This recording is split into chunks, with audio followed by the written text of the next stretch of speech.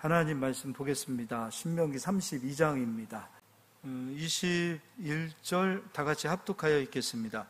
그들이 하나님이 아닌 것으로 내 질투를 일으키며 허무한 것으로 내 진노를 일으켰으니 나도 백성이 아닌 자로 그들에게 시기가 나게 하며 어리석은 민족으로 그들의 분노를 일으키리로다. 아멘. 오늘 말씀 제목은 마음에 들인 우상이라는 제목으로 말씀 전하도록 하겠습니다. 우상을 지난주에 끝내려고 했는데 이제 조금 더 해야 되겠다 생각이 되어서 우상을 하는데 오늘 것도 너무 중요합니다. 오늘 진짜 중요한 말씀이기 때문에 오늘 말씀도 여러분 잘 귀담아서 들어주실 수 있기를 바랍니다. 먼저 에스겔 14장을 가서 보겠습니다.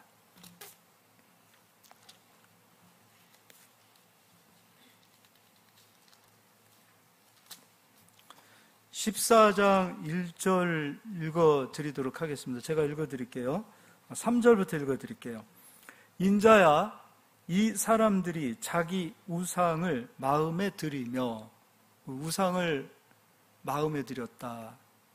저희가 지금 우상에 대한 이야기를 지금 몇 개월째 하고 있는데, 이 우상은 손으로 어떤 만든 것, 눈으로 보이는 것, 이런 것들이 아니라 우상은 우리 마음에 들어와 있는 것, 이것이 가장 큰 우상이 되어질 수 있어요. 그러니까 10계명 가운데 제1계명이 뭐죠? 나 외에 다른 신을 두지 말라.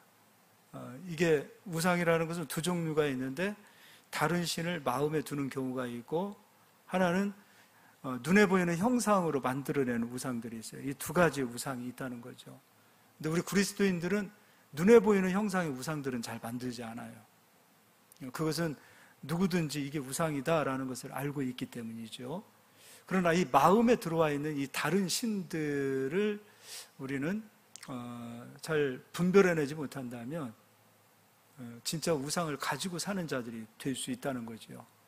그래서 말씀을 통해서 우리가 무엇을 분별해내냐면 눈에 보이지 않는 이 다른 신들, 이런 것들이 우상이었다라는 것을 깨닫게 되고, 그 우상은 깨트리고 부숴야 하며 내게 가까이에서는 안 되는 거예요. 그래서 지금 제가 말씀을 통해서 우상에 대해서 계속 얘기해 드릴 때 이게 우상이었구나라는 것을 알면 되는 거예요. 아, 이런 것들이 우상이었구나. 그거를 깨닫는 것이 중요하다라는 것이죠. 그거를 분별해내고 이게 우상이었구나라는 것을 알게 되어지면 그때부터 하나님께서 역사하기 시작하는 거예요. 모르기 때문에 하나님의 역사가 오지 않는 거죠. 우리가 해야 될 일은 이게 우상이었군요 라는 것을 알면 되는 거죠.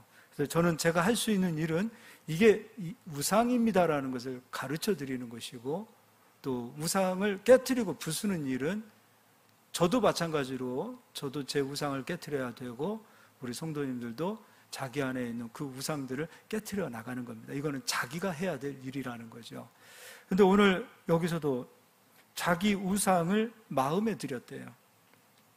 마음에 들였다.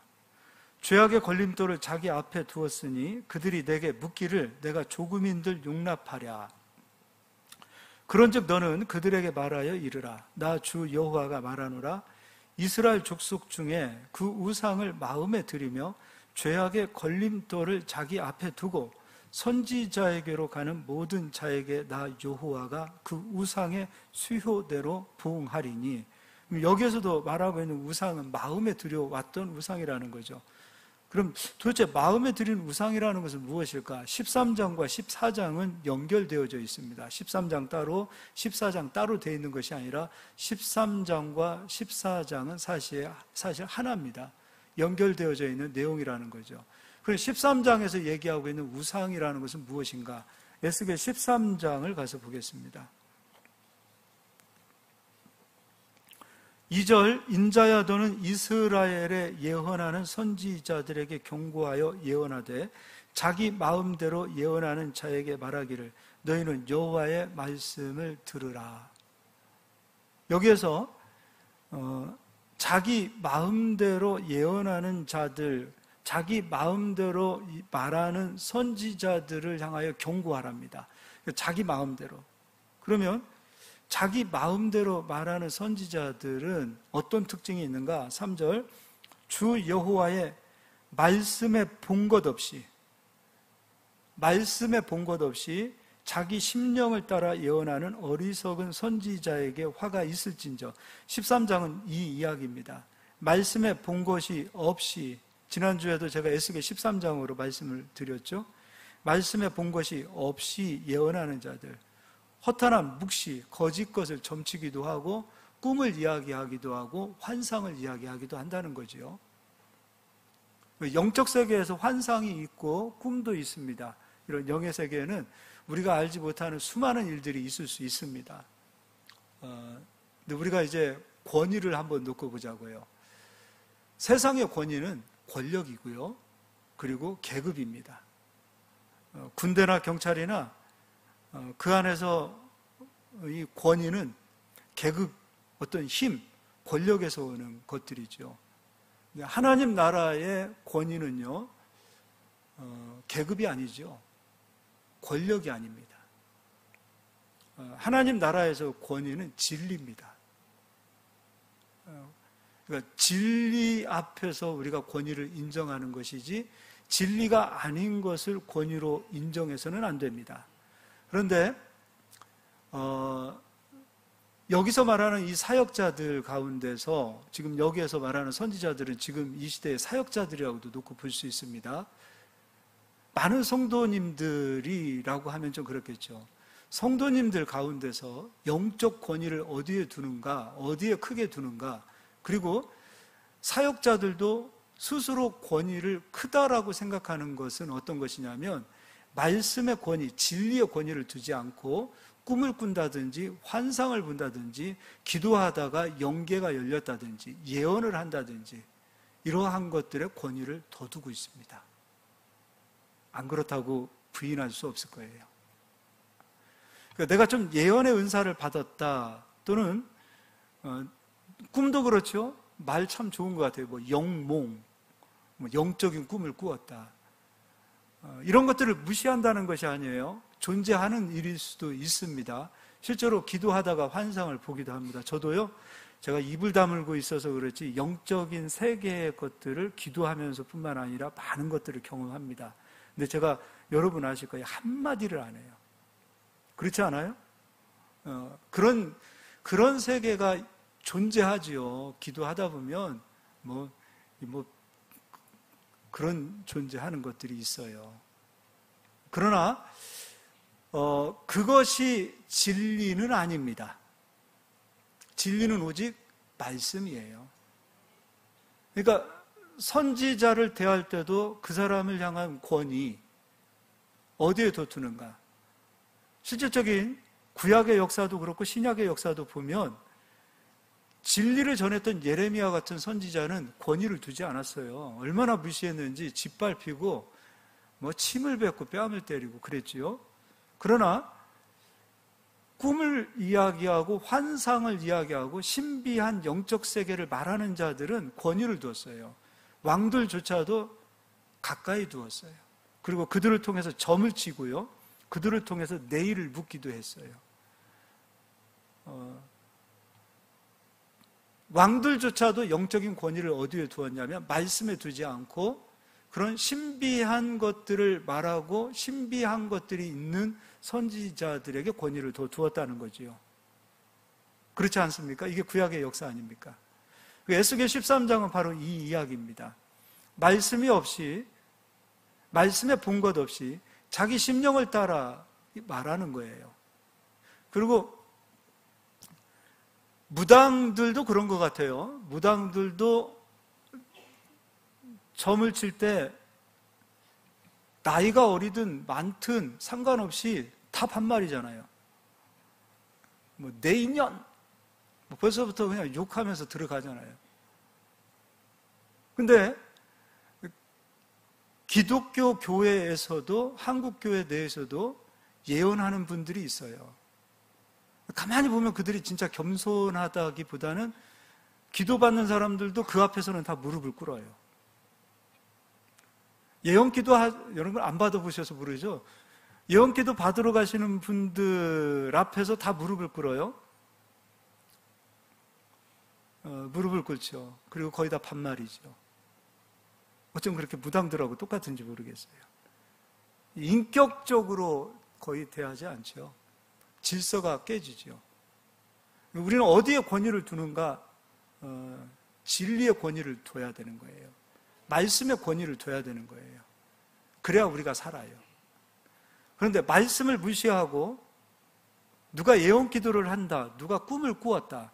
교회 내에서도 교회에 문제가 되어지는 이유는 꿈을 말하기도 하고 신비한 영적인 것들을 말하면서부터 교회가 거기에 휩쓸릴 때 굉장히 분란이 일어나는 경우를 저는 보았습니다.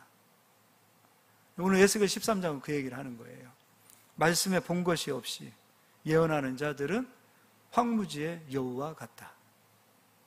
하나님께서는 당신의 백성들을 말씀으로 세우시고 또 말씀으로 성장하며 그리스도의 장성한 분량에 이르는 길은 오직 하나, 하나님의 말씀밖에 없어요. 그러니까 말씀을 놓고 기도를 많이 해서 장성한 분량에 이룰 수 없어요. 말씀 없이 기도 많이 하면 싸나워져요. 되게 싸나워요. 그래서 눈빛부터가 싸나워지죠. 변하기 시작하죠. 하나님은 우리를 말씀과 기도로 거룩하게 하시고 말씀이 빠진 기도로만 우리를 거룩하게 하시지 않으세요? 또 기도하지 않는 말씀만 가지고 가서도 우리가 거룩하게 되어질 수 없어요. 말씀과 기도로 우리가 거룩하게 되어지는 거죠. 그러면 이 거짓 선지자들, 말씀을 놓고 자기 심령을 따라 예언하는 자들의 그 중심, 그 속에 있는 그 마음을 하나님께서 에스겔을 통해서 그냥 다 끄집어내셨어요. 드러내셨어요. 그것이 어떤 것인가? 17절, 너 인자야, 너의 백성 중 자기 마음대로 예언하는 여자들에게 경고하며 예언하여 이르기를 주 여호와의 말씀에 사람의 영혼을 사냥하려고 손목마다 부적을 꿰어 메고 키가 큰 자나 작은 자의 머리를 위하여 수건을 만드는 여자들에게 화 있을진저 너희가 어찌하여 내 백성의 영혼을 사냥하면서 자기를 위하여는 영혼을 살리려 하느냐.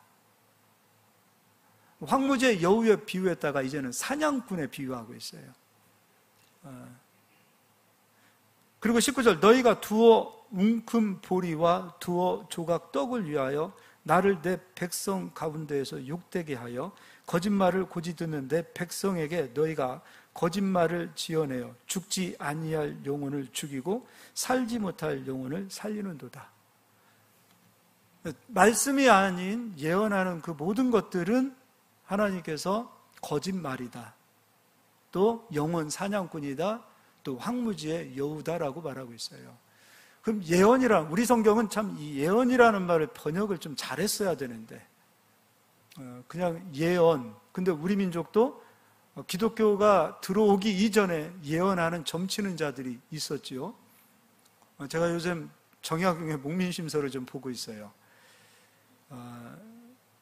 그 가운데서 나오는 내용 가운데 벌써 200년, 300년 전에 우리 민족들도 이 땅에 점치는 일, 무당, 도사들, 이런 자들이 각 고을에 있게 되어지거나 그런 자들이 많아지게 되어지면 나라가 망한다 그랬어요. 그래서 목민관들은 점치는 자들, 무당들, 예언하는 자들,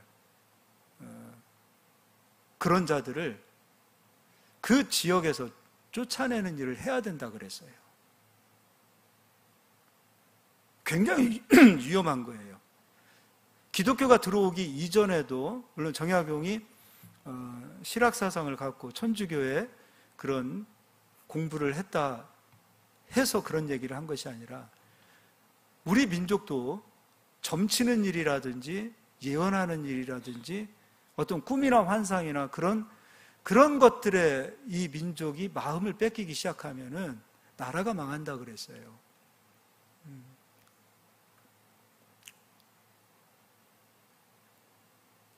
근데 왜 교회에서는 말씀을 놓고 성도들이 어디가 예언을 한다 그러면은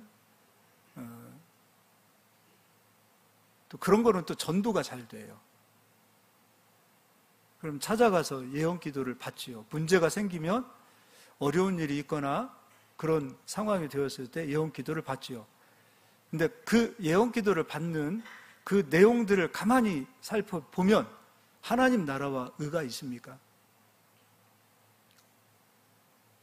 내 사업은 잘 될까요? 우리 자식들은 어떻게 될까요? 언제 결혼하면 좋을까요?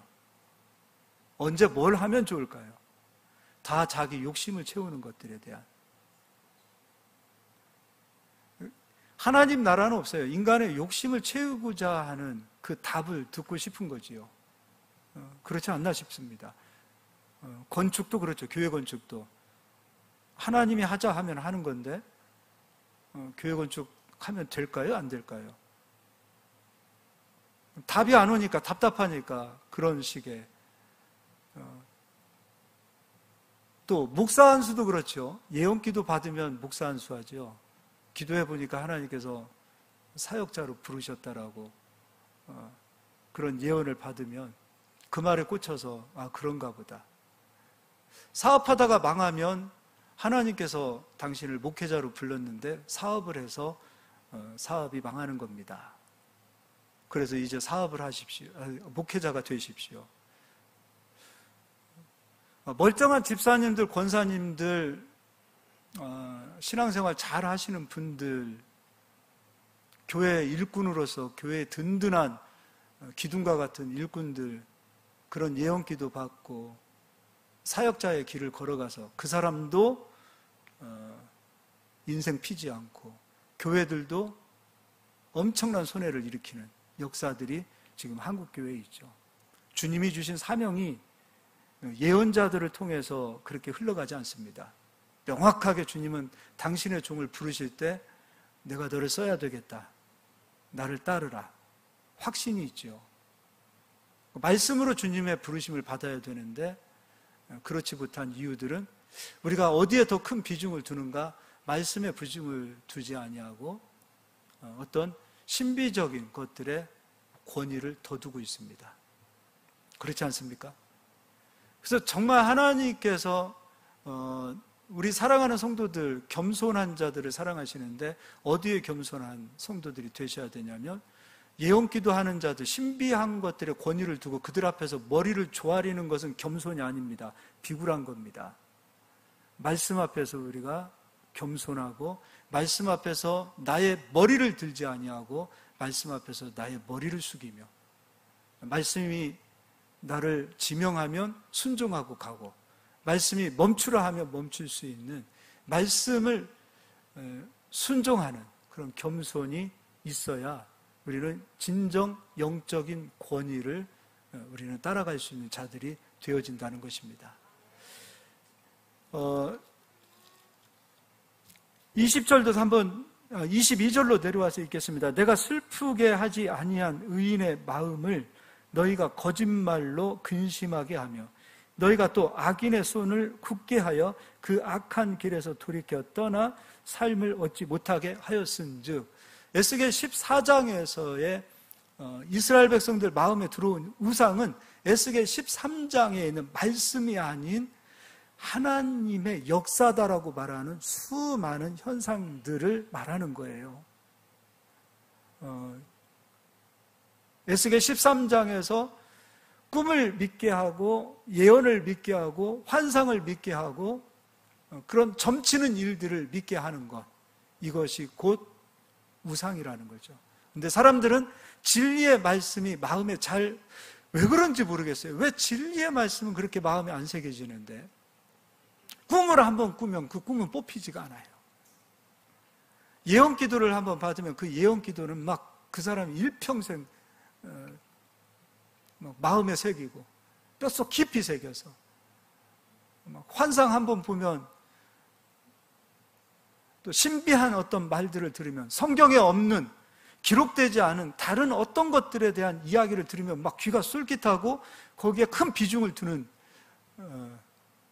것 자체가 우상이라는 것인데 우리는 이걸 좀 심각하게 받아들여야 되지 않을까 싶습니다.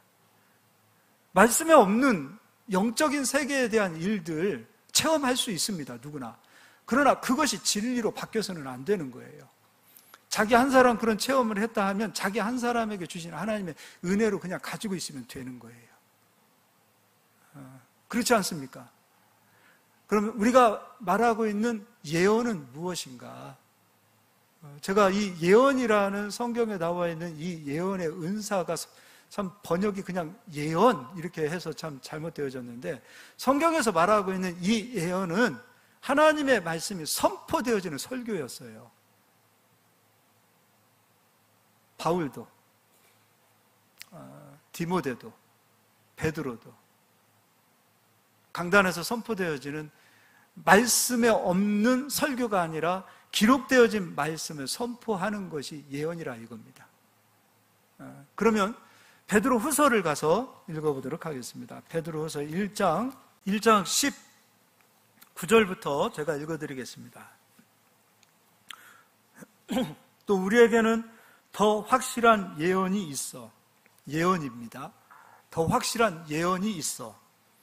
어두운 데를 비추는 등불과 같으니 날이 새어 샛별이 너희 마음에 또 오르기까지 너희가 이것을 주의하는 것이 옳으니라. 성경을 주의해보라는 거죠.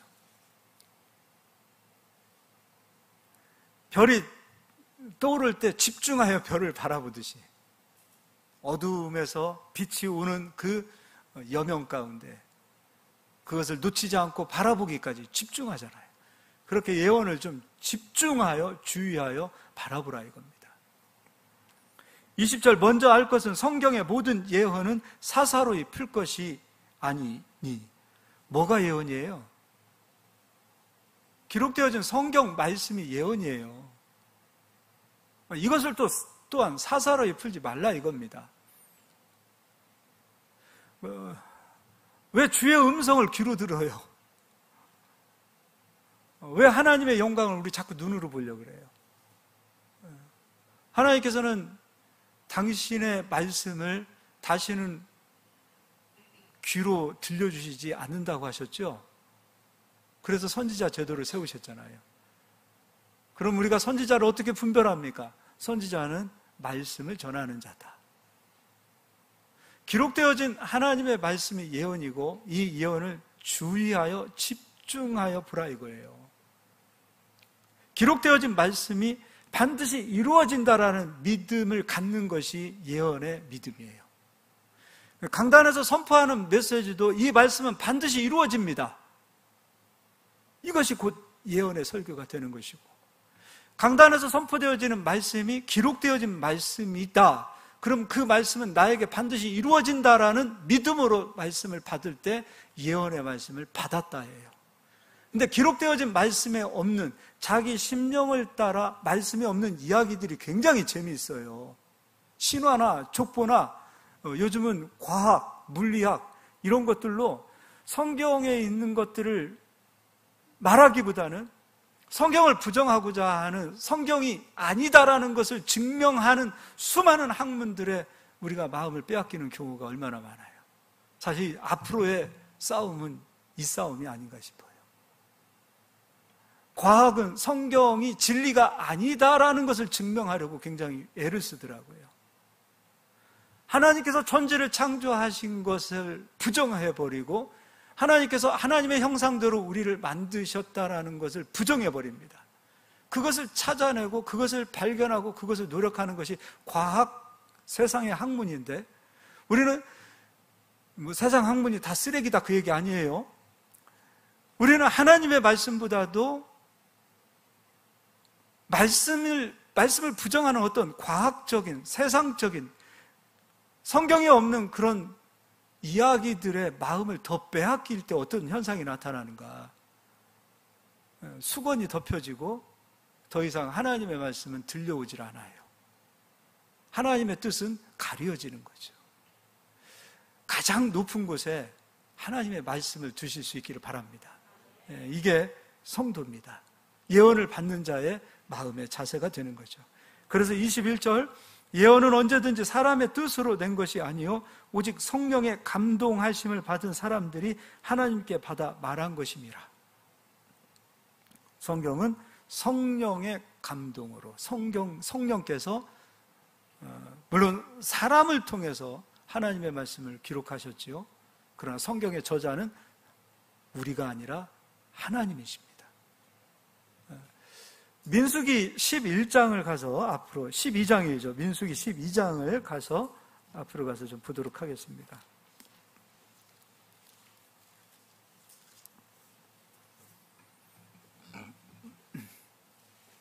다 읽으면 시간이 가니까 6절 읽어드리겠습니다. 이르시되 내 말을 들으라. 너희 중에 선지자가 있으면 나 여호와가 환상으로 나를 그에게 알리기도 하고 꿈으로 그와 말하기도 하거니와. 모세가 구스 여자를 취하였다는 것으로 미리암, 모세의 누나지요. 아론, 모세의 형입니다. 모세를 비방합니다. 근데 하나님께서 여기까지만 읽으면 모세가 잘못한 거 아니에요? 간음하지 마라.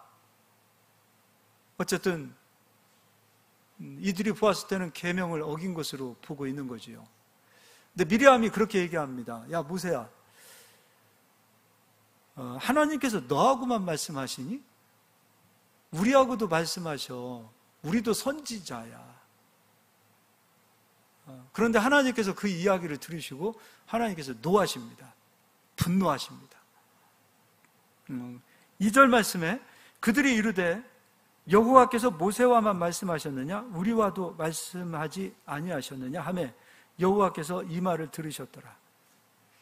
그리고 하나님께서 미리암을 부르시고 아론을 부르십니다. 모세도 부르십니다. 그리고 하시는 말씀이 야 내가 선지자가 있으면 꿈으로도 환상으로도 나의 뜻을 알려주었다. 그럼 미리암은 하나님께서 꿈을 꾸게 해주시고 환상을 보게 해주신 것을 크게 잡은 거예요. 굉장히 크게 잡은 거예요. 근데 하나님께서 그 뒤에 모세에 대해서 이렇게 이야기합니다. 내 종 모세와는 그렇지 아니하니 그는 내 온 집에 충성함이라. 그와는 내가 대면하여 명백히 말하고. 어설프게 말씀하시지 않고 또는 일부분만 말씀해 주시지 않고 명백히 알 수 있도록 말씀해 주셨어요. 제가 꿈을 꾸었다, 환상을 보았다. 그러면 여기 앞에 제가 꾼 꿈을 우리 이창선 집사님도 똑같이 꾸거나 권사님도 장로님도 똑같이 꾸거나 하면 이건 진리가 될 수도 있을 거예요. 근데 제가 꾼 꿈, 제가 본 환상, 제가 체험한 영적인 것, 이거는 다 똑같지가 않아요. 근데 말씀은 과거, 현재, 미래, 그리고 앞으로 그 누구든지 말씀을 듣는 모든 사람들에게 명백하게, 동일하게, 확실하게 변하지가 않아요. 그래서 진리라는 거예요. 또 꿈의 해석은 다 다릅니다. 우리나라는 돼지꿈이 굉장히 좋은 꿈이에요. 그러나 이스라엘 사람들이 돼지꿈을 꿨다? 굉장히 부정한 꿈이죠. 돼지꿈을 꾸면 전 세계 모든 민족이 다 같아야 됩니다. 다 같은 뜻을 가지고 있어야 돼요. 그런데 그렇지가 않아요. 그렇지가 않아요. 다른 말로 꿈과 환상은 명백한 것이 아니라는 거예요. 하나님의 뜻을 알려주기는 하지만 이것이 진리가 될 수 없다라는 거예요. 그런데 미리암의 결정적인 교만은 무엇이냐면 꿈과 환상을 그 어떤 신비적인 체험을 했던 그 선지자인 자기 자신이 말씀과 동격으로 여겨놓은 거예요. 모세와는 내가 은밀하게 말하지 않았다. 명백히 변하지 않는 진리의 말씀으로 내가 말씀을 주었다라는 거예요. 근데 어찌 너는 환상과 꿈을 말씀과 동격으로 여기느냐 이거예요. 그러니까 그러니까 말씀이 없이 환상과 꿈이나 영적인 것들만을 마음에 들이면 그것은 우상으로 바뀌는 거예요. 에스겔 13장 이야기하고 있어요. 하나님 말씀이 아닌 자기 심령을 따라 예언하는 것들, 그런 것들의 그 말들이 우리의 마음에 심겨지면 이상하게도 그게 잘 안 뽑힌단 말이에요. 성경은 또한 예를 들어서 분명히 예수님께서는 사망 권세를 이기시고 깨뜨리시고 마귀의 권세, 귀신의 권세, 사탄의 권세를 다 깨뜨려 놓으셨어요. 그리고 그 권세를 우리에게 주셨어요. 그리고 뱀과 정갈을 밟으라. 너는 이 복음을 가지고 내 이름을 가지고 귀신을 내어 쫓으라. 마귀를 대적하라 말하고 있는데 어디서부터 어떻게 배워온 것인지 모르지만 귀신과 싸우고 있는 성도들이 있고 귀신을 두려워하고 있고 먼 일만 있으면 귀신 얘기하고 하나님의 성령이 거하시는 곳에 어떻게 귀신이 역사할 수 있습니까? 귀신이라는 존재는 밟을 수 있는 존재, 아무것도 아닌 존재인데 귀신이라는 존재를 크게 보고 있기 때문에 귀신이라는 존재가 힘과 권세를 가지고 있는 존재로 보고 있기 때문에 우리가 귀신 앞에서 참 부끄러운 얘기지만 귀신의 역사를 이겨내지 못하고 있는 성도들도 있다라는 것이죠. 어디서 그런 얘기가 있느냐 이거예요. 성경 어디를 찾아보아도 귀신이 너희보다 강하다라는 얘기가 어디 있습니까? 사망 권세가 너희를 이기리라 그 말이 어디 있습니까? 예수께서 이겨놓으신 그 이름은 뱀과 정갈을 밟을 수 있는 권세예요. 그리고 그 이름이 있는, 그 이름을 믿고 서 있는 모든 성도들은 이 세상이 감당하지 못하는 성도들이라고 말하고 있는데 귀신에게 늘 눌려있고 귀신을 크게 여기고 세상으로부터 오는 그 모든 환경으로부터 눌려서 사는 성도들이라면 언제 우리가 예수의 말씀을 이루고 예수의 이름을 가지고 이 세상에서 승리를 맛볼 수 있겠습니까? 그런데 신기하게도 예수가 이겨놓았습니다. 사망 권세 깨트려 놓으셨습니다. 승리하셨습니다. 그 승리를 우리에게 주셨습니다. 이런 말은 잘 안 꽂히더라 이거지요. 왜 안 꽂힐까요?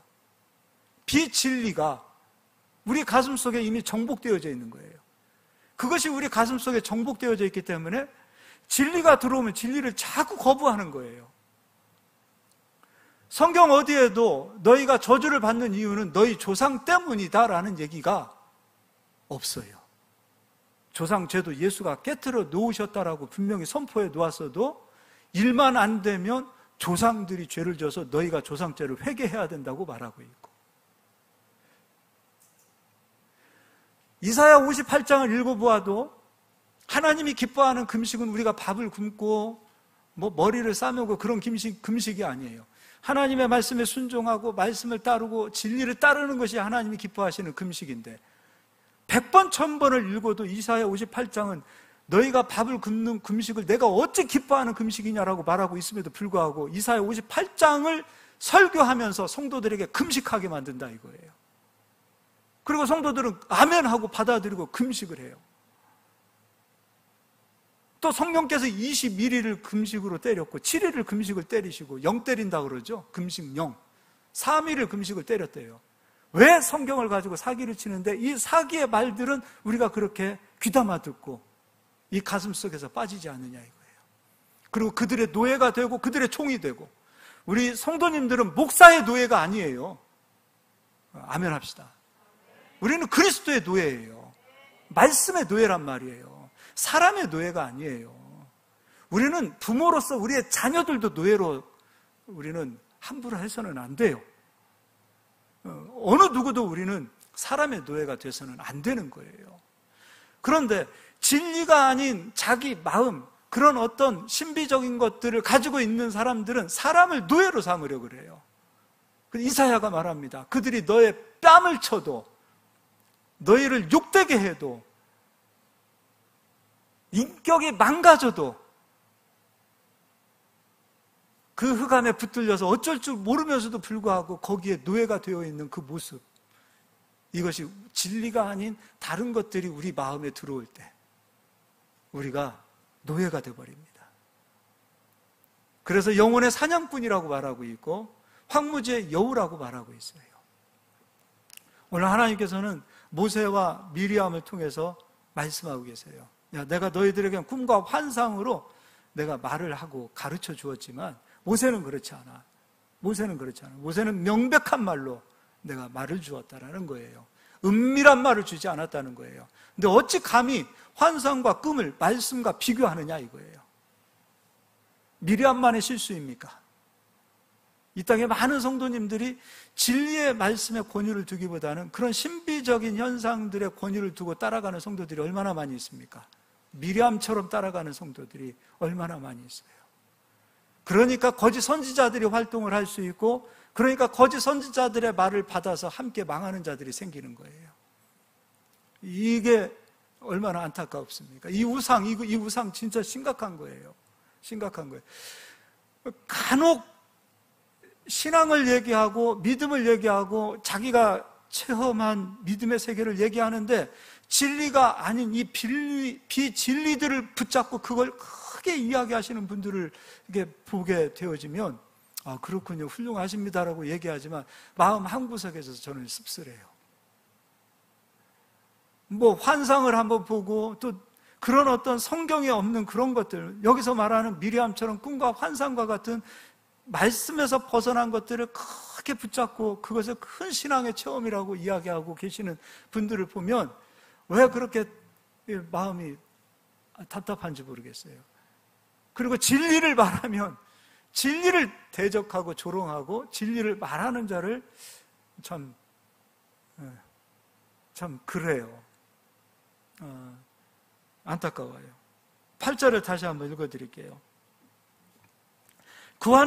모세와는 내가 대면하여 명백히 말하고 은밀한 말로 하지 아니하며 그는 또 여호와의 형상을 보거늘 너희가 어찌하여 내 종 모세 비방하기를 두려워하지 아니하느냐. 그리고 하나님께서 진노하시고 미리암에게 문둥병으로 하나님께서 미리암을 치십니다. 모세가 기도해요. 하나님, 미리암 고쳐주세요. 그때 하나님께서 분명히 모세를 비방했어요.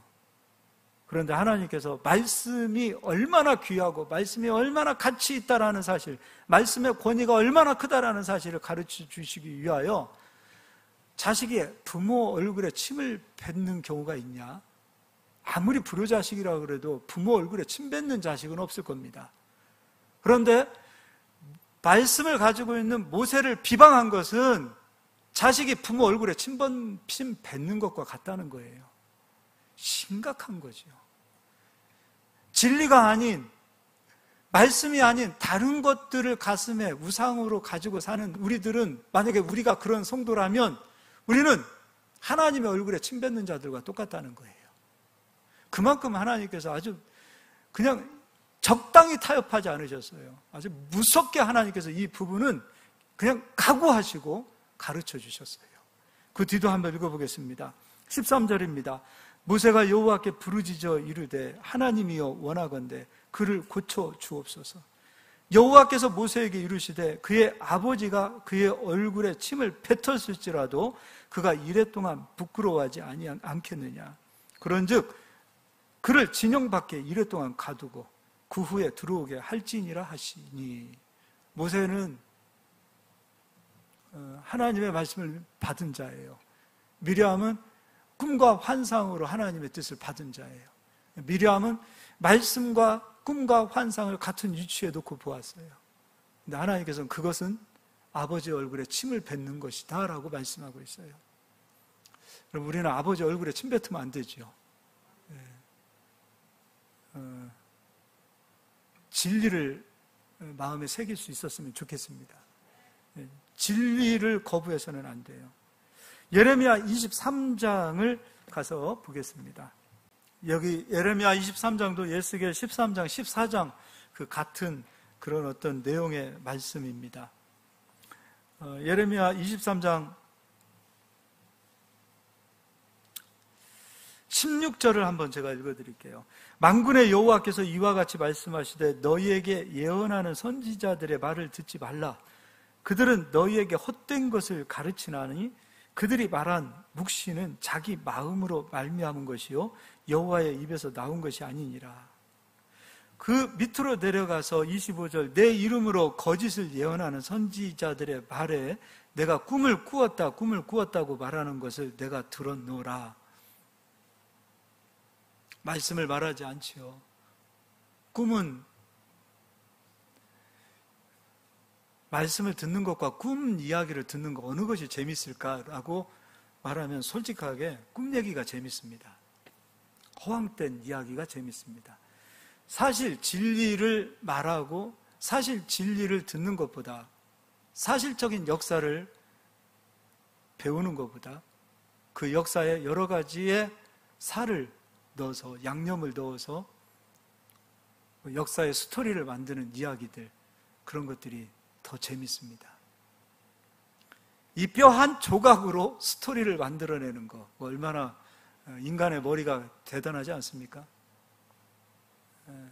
만년설 거기에서 뼈 한 조각이 사람의 시체인데 뼈 한 조각이 나왔는데 이 한 조각을 가지고서 스토리를 만들어내고 영화를 만들어낼 때에 얼마나 재미있습니까? 꿈 얘기는 재밌습니다. 누군가가 영적인 세계를 경험한 그 영적 세계를 말한다면 그거 듣고 있으면 굉장히 재밌습니다. 그리고 그것을 이야기하는 사람은 신비한 사람으로 느껴질 겁니다. 나는 영적인 걸 체험하지 못했는데 저 사람은 저런 걸 체험하고 하나님께서 또 특별히 저 사람에게 능력을 주셔서 저분은 저런 것을 체험하나 보다라고 얘기하고 있죠. 또 예언기도 하시는 분들을 얼마나 크게 여깁니까? 권위를 얼마나 크게 둡니까? 26절 거짓을 예언하는 선지자들이 언제까지 이 마음을 품겠느냐? 그들은 그 마음에 간교한 것을 예언하느니라. 그들이 서로 꿈꾼 것을 말하니 그 생각인즉 그들의 조상들이 바알로 말미암아 내 이름을 잊어버린 것 같이 내 백성으로 내 이름을 잊게 하려 함이로다.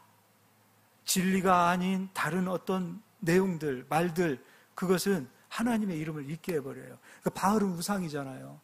바알만 하나님을 잊게 하는 게 아니라 이런 어떤 분명히 이들도 예언하고 꿈을 얘기했을 때 여호와의 이름으로 예언하고 여호와의 이름으로 꿈을 이야기했다는 거예요. 그들의 그 진리가 아닌 말들이 하나님을 잊어버리게 만드는 현상을 가져오는 거죠. 그리고 28절 여호와의 말씀이니라. 꿈을 꾼 선지자는 꿈을 말할 것이요 내 말을 받은 자는 성실함으로 내 말을 말할 것이라. 겨가 어찌 알곡과 같겠느냐.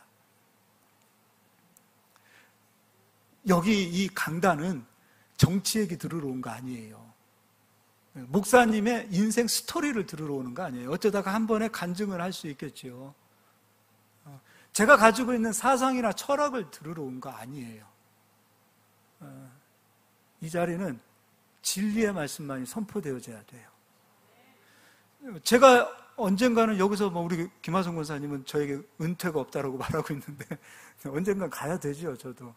근데 다음 후계자라고 하면 큰일 나죠. 다음 후임이 이 강단에 섰을 때도 부르심교회 강단은 오직 말씀만 선포되어져야 돼요. 저는 그렇게 생각을 하고 있어요. 저도 마찬가지로. 제가 은퇴하는 날까지 다른 거 할 거 없죠. 말씀만 전하고 가는 거지요. 제 스토리를 들으러 온 거 아니잖아요. 또 누군가의 간증을 들으러 온 거 아니잖아요. 우리가 이 자리에 이 귀한 시간 그리고 우리의 생명과 같은 이 시간을 이 자리에 우리가 하나님 앞에 드리는 이유는 진리를 듣기 위해서예요. 우리가 사는 것은 떡이 아니라 하나님 입에서 나오는 말씀을 듣기 위해 들어야 하고 그 말씀으로 살기 위해서 우리가 이 자리에 오는 거예요. 말씀이 선포되어져야 돼요. 가장 중요한 거예요.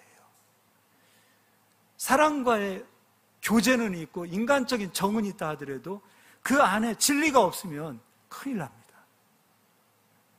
교회 프로그램이 있고 재미있고 유익한 것들이 굉장히 많이 있고 얻어가는 것이 육적으로 굉장히 많다 하더라도 진리가 없으면 큰일 납니다. 교회 오면 초코파이를 먹을 수 있고 교회 오면 요구르트를 먹을 수 있지만 그 안에 진리가 없다면 큰일 납니다. 그래서 절에서 요즘 군대에서 그렇다잖아요. 초코파이 개수로 싸운대잖아요.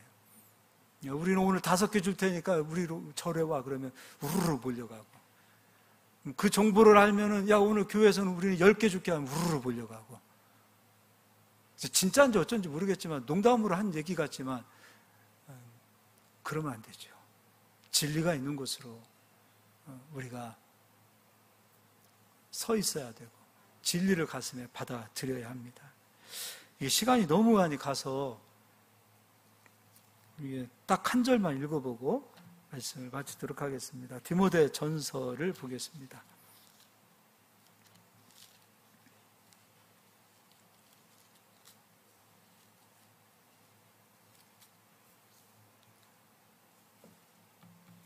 사장 보겠습니다. 디모데 전서 4장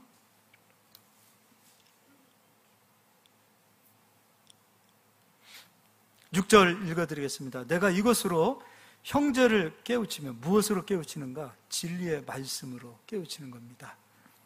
5절은 하나님의 말씀과 기도로 거룩하여진다 그랬어요. 말씀과 기도로 형제를 깨우쳐야 되겠죠. 그리스도 예수의 좋은 일꾼이 되어 믿음의 말씀과 내가 따르는 좋은 교훈으로 양육을 받으라. 우리는 말씀을 배우고 또 말씀으로 우리는 양육을 받아야 되겠죠. 그리고 7절에 망령되고 허탄한 신화를 버리고. 경건은 무엇인가요? 꾸며는 경건이 아니에요. 경건이란 비진리가 아닌 진리를 내 가슴 속에 두는 거예요. 경건이란 비진리로 꾸며낸 경건이 아니에요. 사람이 만들어낸 경건이 아니에요. 진리의 말씀에 서는 거예요. 말씀이 내 안에 거하고 말씀이 나를 이끌어가고 나는 말씀의 종이 되고 말씀에 순종하는 자가 되어졌을 때, 말씀을 따라가는 자가 되었을 때 진리가 되는 거예요.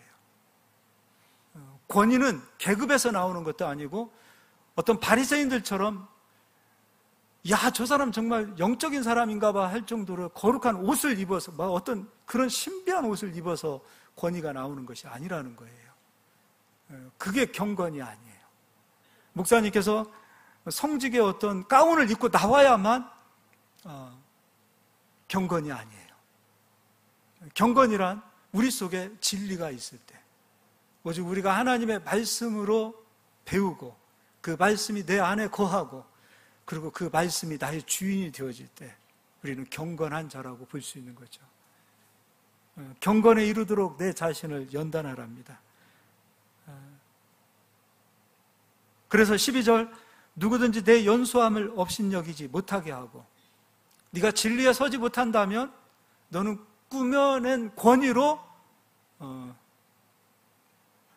권위를 세울 것이다.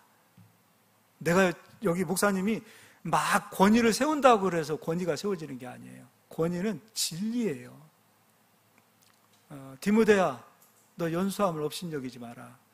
네가 언제 연소함을 업신여기고 성도들이 너를 인정해주지 않을 때는 언제인 줄 아니? 네가 진리에 서지 못할 때야. 네가 진리에 서면 너는 나이가 어리든 나이가 들든 어떤 상황이 되어도 성도들은 그 진리의 권위를 인정해 줄 거야. 그 얘기하고 있는 거예요. 전 이거 중요하다고 봐요. 누구든지 내 연소함을 업신여기지 못하게 하고 오직 말과 행실과 사랑과 믿음과 정절에 있어서 믿는 자에게 본이 되어 내가 이를 때까지 읽는 것과 권하는 것과 가르치는 것에 전념하라. 우리 모든 성도님들은 진리에 서실 수 있기를 바랍니다. 교회에서 우리 성도님들이 하나님 앞에서 진리에 서 있는 자로 세워져 가면 하나님께서는 우리 성도님들을 세상에서 높여주시는 줄 믿으시길 바랍니다. 우리가 높여질 때는 언제입니까? 하나님 일하실 때입니다. 우리가 스스로 우리를 높여서는 안 돼요. 여기 목사님도 우리 성도님들도 스스로 자기를 막 높이려고 하지 마세요. 진리에 서십시오. 그럼 하나님께서는 어디서든지 때가 되면 우리를 높여주십니다. 우리 성도님들이 하나님 앞에서는 낮아지고 세상에서는 높아졌으면 좋겠습니다. 머리가 됐으면 좋겠습니다. 옆 사람 한번 인사합시다. 하나님 앞에서는 낮아지고 세상에서는 높아집시다. 한 번 더 인사하겠습니다. 머리 됩시다. 꼬리 되지 맙시다.